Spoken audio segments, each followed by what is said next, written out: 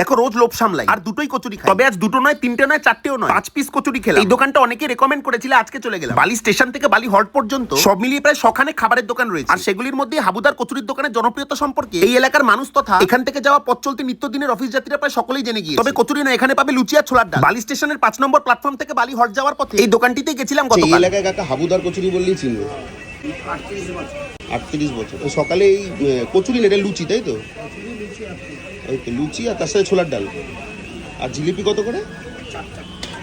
আর লুচি কত করে? 5 টাকা, 5টা 20।